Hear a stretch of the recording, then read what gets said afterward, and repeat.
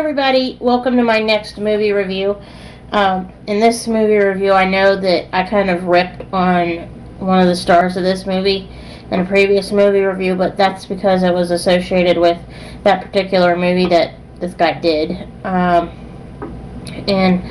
well, long story short, this guy's, not that it's any of my business, but his personal life has gone down the tubes on national television. He should definitely think about that. He should be a little more private with his life. But anyway, that aside, this movie actually was released in 2000, and it was just a huge success.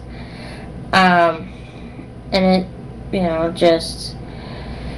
it's a cute movie, and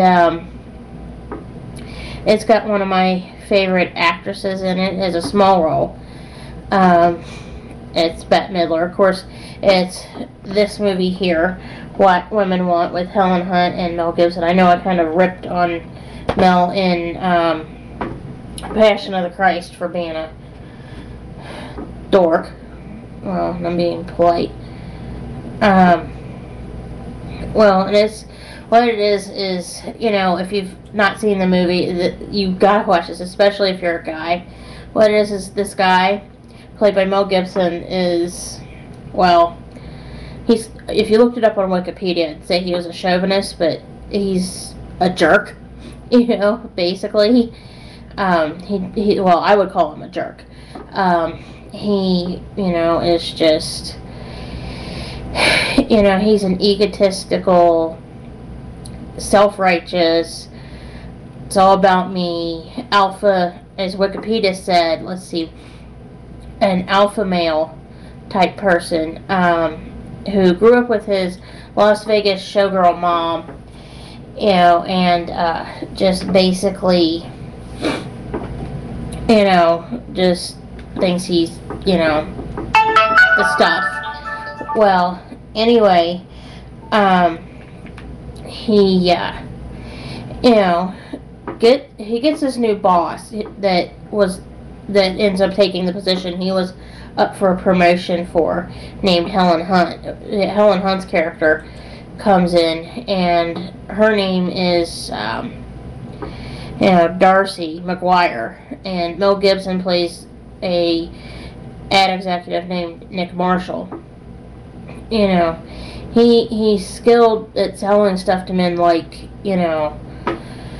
cars and, cigars and all this stuff. And, he thinks he's great at, seducing women at the beginning. And he, is after the coffee attendant Lola, who's played by Marissa Tomei. And, his boss, Nick's boss, Dan, who's played by Alan Alda, informs Nick that Dan just hired the talented Darcy McGuire, who, of course, as I mentioned, is played by Helen Hunt, to, broaden the firm's appeal towards women. And it gets progressively worse. It's like, at the beginning, it starts off with Gigi talking about her ex-husband, Nick, and, it says she's getting ready to get married. Gigi's, going through talking about, like, how Nick grew up and everything, and Gigi has to leave her daughter Alex with Alex's dad, who is Nick, and so Gigi can go on her honeymoon with her new husband. What's worse is Alex is embarrassed by Nick, and Alex doesn't like the fact that all of a sudden Nick turns protective of her when Alex brings her boyfriend home. And what happens is while Alex brings her boyfriend home, Nick is, messing around with feminine products that Darcy gave out in the meeting that they had when Dan introduces Darcy to the group. However, while Nick is fooling around with this stuff, He slips and falls into his bathtub while holding an electric hairdryer and electrocutes himself. Nick does. The next day, Nick wakes up and he can hear his maid's thoughts as she cleans his apartment. And, as Nick walks to work the next day, he hears numerous women's thoughts and even thoughts of a female poodle. And, of course also he can hear the thoughts of his female co-workers who have slept with him and regretted it. Then, of course, Bette Midler, who plays the therapist, goes to see her, and Bette Midler, is like, and when Bette realizes the gift that Nick ended up with, Bette's character tells Nick, if men are from Mars and women are from Venus, and you speak Venusian, the world can be yours. But,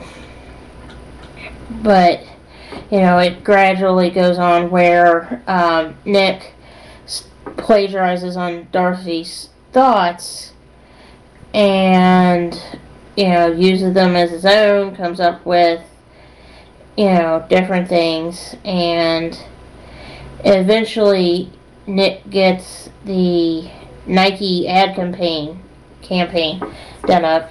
When he gets that all done, Nick gets Darcy fired because he's done such a good job with it.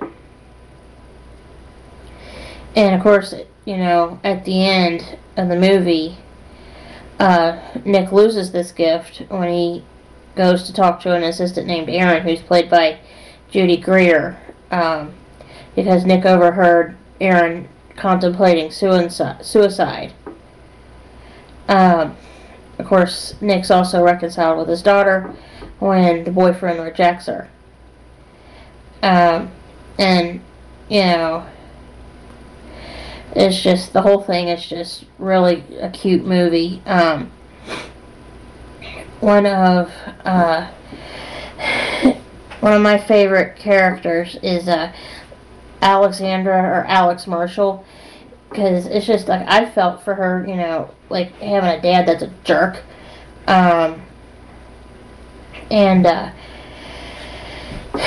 Let's see if I can find,